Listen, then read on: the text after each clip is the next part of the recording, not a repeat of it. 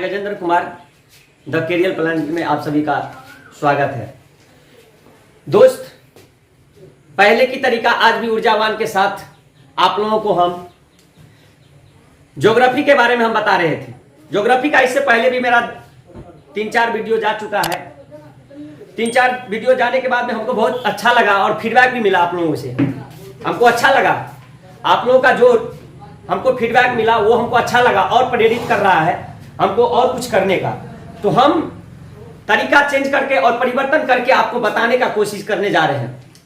दोस्त, एक बात जरूर है, जो कोई काम करिएगा तो बहुत से ऐसा क्या होता है, निगेटिव पे आता है और पॉजिटिव सेंस भी आता है। निगेटिव को एक्सेप्ट कीजिए, पॉजिटिव तो पॉजिटिव है ही, और निगेटिव को आप क्या करिए, एक्सेप्ट कीजिए। जब निगेटिव को एक्सेप्ट करने लगेगा ना तो वो भी क्या होगा, दूर हो जाएगा। इसीलिए हर वक्त आप क्या रहिए, पॉजिटिव सेंस में रहिए और पॉजिटिव बना के अपने माइंड को रहिए। दोस्त, इससे पहले भी हमने क्या किया, ज्योग्राफी के 3-4 लेक्चर में हमने बता दिए, जिसमें हमने आपको बताए हैं भारत अभी समान भूगोल की जानकारी हम आपको दे रहे हैं पहला में। इसके बाद हम और देंगे, क्योंकि समान भूगोल का 2-3 अभी पार्ट अभी है। और आज हमारा मन हुआ क्या, जो हम आपको विविध की जानकारी दें। हम इससे बाद भी एक क्लास जरूर लेंगे दोस्त, एक क्लास और मेरा होगा और ज्यादा नहीं लेंगे, एक क्लास और लेंगे। एक क्लास लेने के बाद में आप कहिएगा, आज वैसे भी दोस्त मेरा मन नहीं था क्लास लेने का, सर लोग ने रिक्वेस्ट किए तो हम क्लास ले रहे हैं, इसीलिए विविध पे हम कुछ चर्चा कर देते हैं। कल विस्तृत से इसके बारे में जानकारी देंगे हम। कल जो है इससे विस्तृत वादा करते हैं, कल विस्तृत से जाने वाले। और दोस्त, एक बात आप लोग भूल जाते हैं, हम कहेंगे नहीं, बहुत लाइक एंड सब्सक्राइब और शेयर बहुत कम देखते हैं। दोस्त, आप ही लोग का हौसला के साथ हम आज एक छोटे से संस्थान में पढ़ाने जा रहे हैं और आप लोगों को बताने जा रहे हैं। आप लोग यदि मेरा साथ दीजिएगा तो वादा करते हैं जितना टीम है, जो आपको काफी बेहतर ग्रामीण क्षेत्र में रहते हुए काफी बेहतर करके हम दिखाएंगे।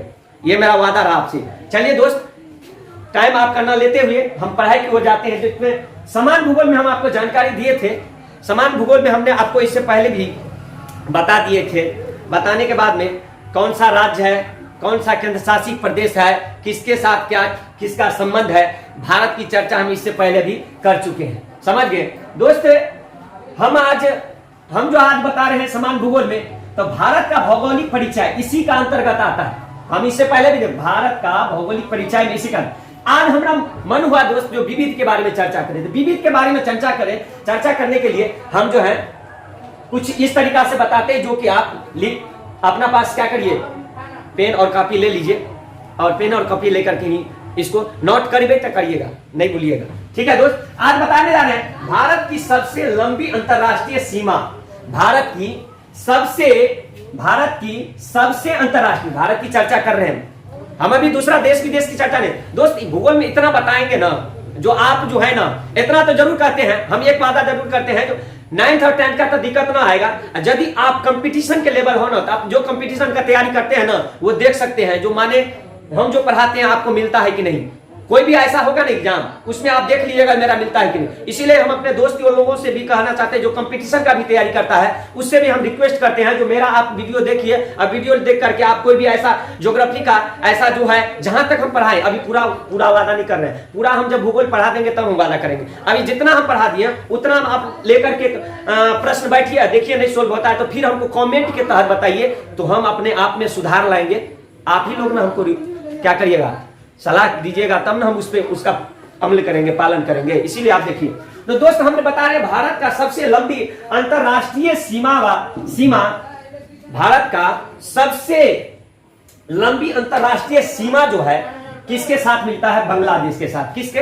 बांग्लादेश, अपना ही पड़ोसी बांग्लादेश के साथ मिलता है। और कितना किलोमीटर तक, वो भी कहेगा कितना तक, तो 4000 किलोमीटर तक। कितना दोस्त? 4000 किलोमीटर तक। किसका हम इससे पहले भी बता दिए हैं, जो कितना आपको अंतरराष्ट्रीय सीमा रेखा से मिला हुआ देश है, वो हम इससे पहले वाला वीडियो में हमने बता दिए हैं। बताने के बाद में हम आज विविध की चर्चा कर रहे हैं, उसके पहले वाला चर्चा नहीं करेंगे, पहले वाली चर्चा हम दूसरा बात बता देंगे। एक बार हम पूरा रिवाइज करवा देंगे आप लोगों को, मगर आप लिखे रहिएगा तब। हम आप पहला बता रहे हैं, भारत की सबसे अंतरराष्ट्रीय सीमा बांग्लादेश के साथ है। किसके साथ है? बांग्लादेश के साथ। कहेगा कितना? ठीक है, बांग्लादेश के साथ है, मगर कितना? तो 4000 किलोमीटर। कितना? 4000 किलोमीटर।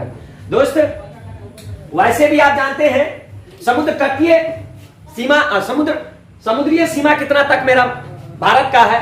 माने हम उसकी लंबाई हमने 75 से 16 बता दी है। स्थलीय सीमा की लंबाई कितना है हमने बताए थे? 15,200 किलोमीटर। कितना बताए थे?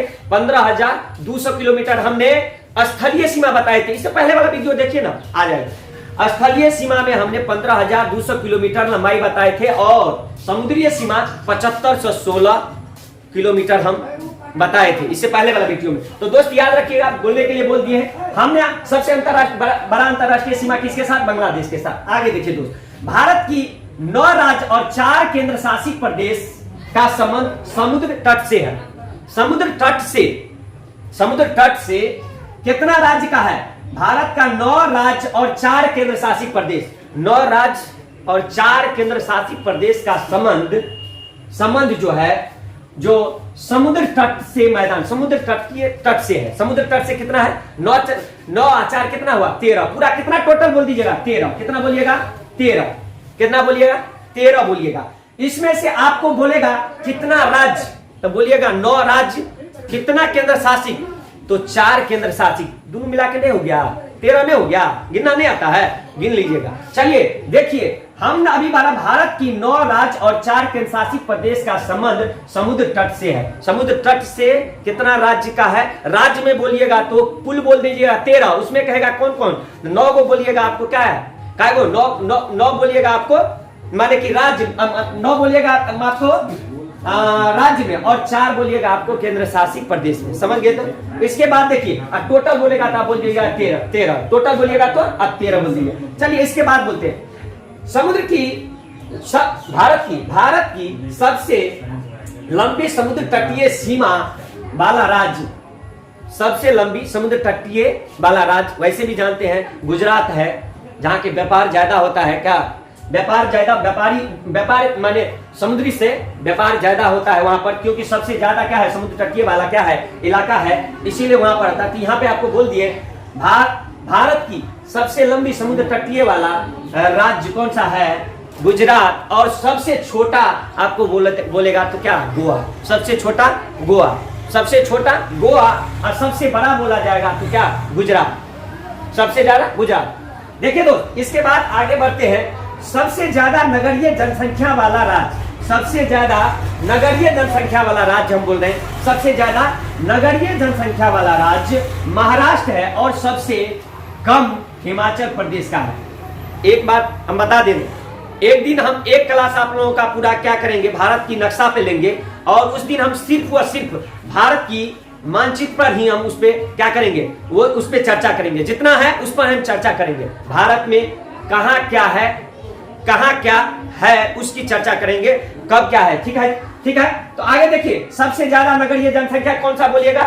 महाराष्ट्र। सबसे ज्यादा नगरीय जनसंख्या वाला बोलिएगा महाराष्ट्र। उसके बाद सबसे कम आबादी, सबसे कम बोलिएगा किसका? हिमाचल प्रदेश का। सबसे कम हिमाचल प्रदेश। देखिए अब दोस्त देखिए, चार दिशा होता है, उत्तर, दक्षिण, पूरब, पश्चिम। भारत का भी है। भारत के नक्शा पर जाइएगा, ऊपर में देखिएगा उत्तर, नीचे में देखिएगा दक्षिण, पूरब और पश्चिम देखिएगा। ठीक है, जैसे खड़ा हो गया ऐसे खड़ा हो जाएगा, आपको नक्शा का जानकारी मिल जाए।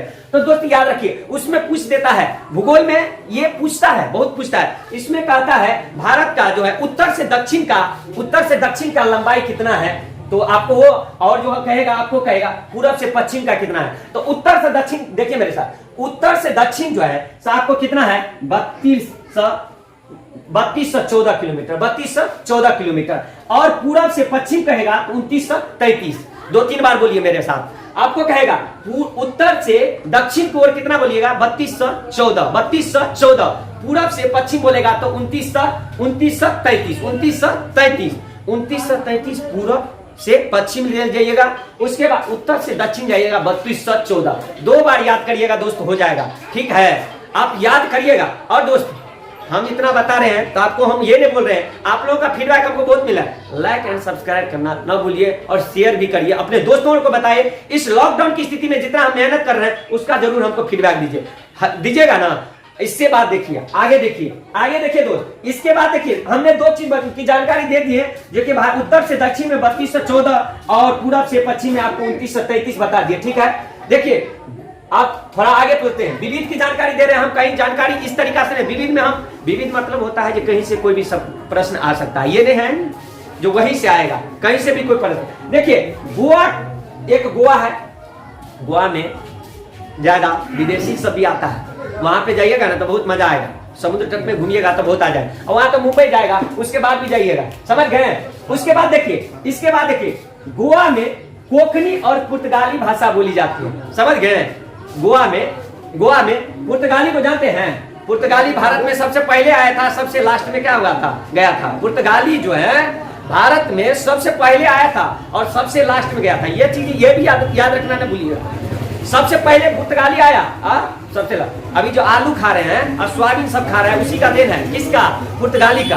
अभी जो खा रहे हैं ना, आलू के बगैर बनता है, लालू भी कहता है आलू के बगैर नहीं बनता। चलिए देखिए, इसके बाद देखिए गोवा में कोंकणी, कौन सी भाषा, कोंकणी और पुर्तगाली भाषा, कोंकणी और पुर्तगाली भाषा बोली जाती है, समझ गए। किसमें, गोवा में, वहां पर गोवा में। अब देखिए विश्व का सबसे ऊंचा और सबसे ठंडा युद्ध स्थल, विश्व की बात कर रहे हैं, याद रखिएगा, जो भारत में है, भारत में है मगर विश्व का सबसे ऊंचा और ठंडा जो है युद्ध का स्थल है वो सियाचिन ग्लेशियर। कौन सा, सियाचिन ग्लेशियर, कौन सा, सियाचिन ग्लेशियर है, जो क्या है सबसे ठंडा भी है। वहां जाइएगा ना तो जैसे अभी हीरो जैसे है वहां पर नहीं होगा, वहां पे बहुत से जैकेट वैकेट लगा के जाइएगा। जब जाइएगा किसी को जॉब हो जाएगा ना तो गवर्नमेंट तो वहां पर भी भेज सकता है, अरे जॉब कहीं पर भी दे सकता है, समझ गए ना। जब बॉर्डर पे आप जाइएगा टान के डू करने के लिए, तो वहां पर भी आपको सियाचिन ग्लेशियर की बात करेगा, ठीक है। सियाचिन ग्लेशियर है क्या है, सबसे ऊंचा और ठंडा युद्ध स्थल है, जिसका नाम है सियाचिन ग्लेशियर, जो कहाँ है, जम्मू कश्मीर में। कहां पर है, जम्मू कश्मीर में। कहां पर है, जम्मू कश्मीर में है। आप याद रखिए जम्मू कश्मीर दो भाग में डिवाइड हो गया है, ये भी याद रखना ना भूलिएगा। इससे पहले वाला वीडियो में हम बता दिए जो जम्मू कश्मीर आपको दो भाग में डिवाइड हो गया है, जो कि केंद्र शासित प्रदेश के तहत आया है, समझ गए। अब देखिए ऑपरेशन मेघदूत का संबंध, यहां देखिए सियाचिन ग्लेशियर की बात करें तो एक चीज याद रखिए, ऑपरेशन मेघदूत का संबंध, किसका, ऑपरेशन मेघदूत का संबंध सियाचिन ग्लेशियर से है। किससे है, सियाचिन ग्लेशियर से ऑपरेशन मेघदूत का संबंध। वहां तो ठंडीला एरिया है, ये है, समझ गए ना। मगर एक बात और बता रहे हैं, वहां पे ऑपरेशन मेघदूत का संबंध सियाचिन ग्लेशियर से है। किससे है दोस्त, सियाचिन ग्लेशियर से, समझ गए, यहां याद रखिए। उसके बाद देखिए किशनगंगा परियोजना जो जम्मू कश्मीर में है, जो पाकिस्तान की विवादित सतह, वैसे भी आप जानते हैं पाकिस्तान के साथ बहुत अपना विवाद है, अरे कितना झगड़ेगा उसके साथ, हम झगड़ना नहीं चाहते हैं पाकिस्तान को। वहां पर भी देखते हैं कुछ ऐसा, हम पाकिस्तान का जो है सो ऐसा जो आपको झंझट वाला एरिया होगा, जो जिससे उसका विवादित स्थल होगा, उसके चर्चा हम और करेंगे आगे वाला वीडियो में। ऐसा नहीं है, एक ही है किशनगंगा परियोजना, जो आपको विवादित स्थल है, जो कि कहां पर है, जम्मू कश्मीर में है। वही सिर्फ नहीं, जम्मू कश्मीर बहुत ऐसा विवादित स्थल है जो कि पाकिस्तान के साथ उसका विवाद चल रहा है। उसके आगे जाकर हम आगे और बता देंगे। अब फिलहाल आपको ये एक याद रखना है, जो ऑपरेशन मेघदूत का संबंध सियाचिन ग्लेशियर से है, किशनगंगा परियोजना का संबंध किससे है, जम्मू कश्मीर से है, जो पाकिस्तान का विवादित स्थल है। पाकिस्तान वहां पे ज्यादा माने वो हल्ला करता है, समझ गए ना। यहां पे देखिए, उसके बाद देखो नॉर्वे को मध्यरात्रि का सूरज देश कहा जाता है, मध्यरात्रि सूरज देश। नॉर्वे को आपको मध्यरात्रि का सूरज देश कहा जाता है। नॉर्वे एक देश है, वो उसको क्या कहा जाता है, मध्यरात्रि का सूरज देश कहा जाता है। किसको, नॉर्वे को। किसको, नॉर्वे को।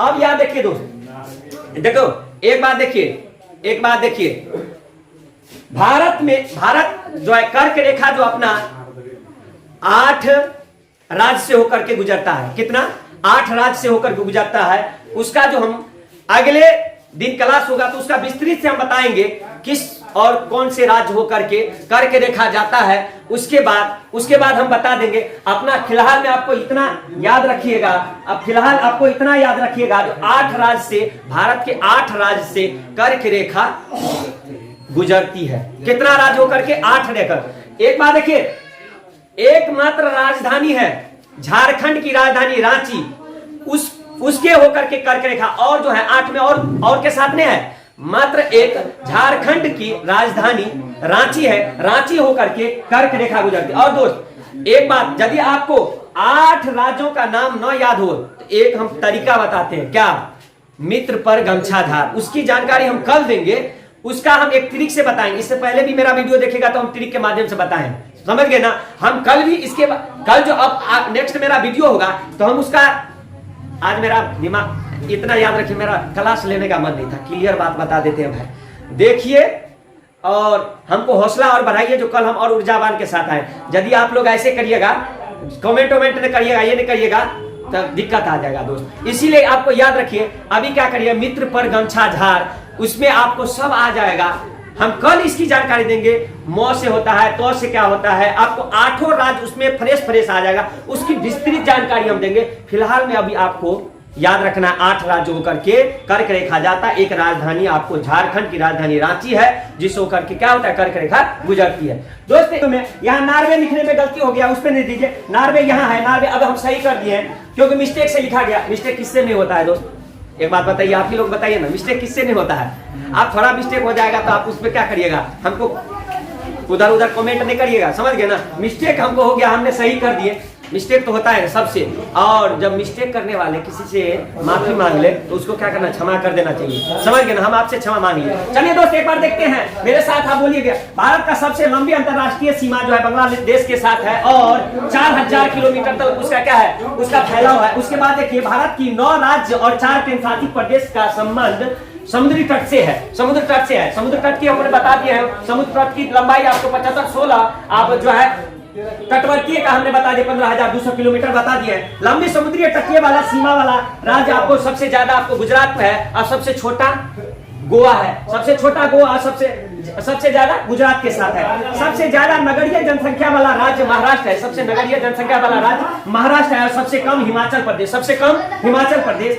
भारत जो है उत्तर से दक्षिण की ओर जब माने इसका लंबाई है तो 32 से 14 किलोमीटर है, और पूरब से पश्चिम जो है 29 से 33 किलोमीटर है, 29 से 33 किलोमीटर है। गोवा में कोंकणी और पुर्तगाली भाषा बोली जाती है, गोवा में कोंकणी और पुर्तगाली भाषा बोली जाती है, ठीक है। विश्व का सबसे ऊंचा और सबसे ठंडा समुद्री क्या है, ठीक है, युद्ध पोत, ठीक है। विश्व का सबसे ऊंचा और सबसे ठंडा युद्ध स्थल सियाचिन ग्लेशियर है, जो कि कहां पर अभी जम्मू कश्मीर में है, समझ गए। उसके बाद देखिए, ऑपरेशन मेघदूत का संबंध सियाचिन ग्लेशियर है। सियाचिन ग्लेशियर के बारे में देखिएगा तो ये बात है, ऑपरेशन मेघदूत का संबंध सियाचिन ग्लेशियर से है, समझ गए। किशन गंगा परियोजना जो कि जम्मू कश्मीर है, जो कि पाकिस्तान का विवादित स्थल है, समझ गए, पाकिस्तान का विवादित स्थल किशन गंगा। नार्वे को मध्यरात्रि का सूरज देश कहा जाता है, नार्वे को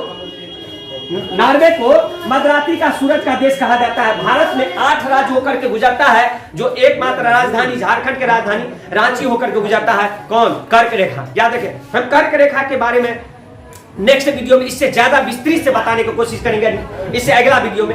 आज के लिए हम इतना ही। और दोस्त एक बात कहना चाहते हैं, आप लोग लाइक एंड सब्सक्राइब नहीं करते हैं और शेयर भी नहीं करते हैं, इसीलिए प्लीज ये किया कीजिए, समझ गए। इससे हौसला मेरा बढ़ता है, और आगे की वीडियो हम और बेहतरीन तरीका से लेकर आएंगे। ऑल द बेस्ट, ऐसे ही रहिए, ऐसे ही पढ़ते रहिए। लॉकडाउन स्थिति में पढ़ाई कभी मत रोकिए। जय हिंद, जय भारत।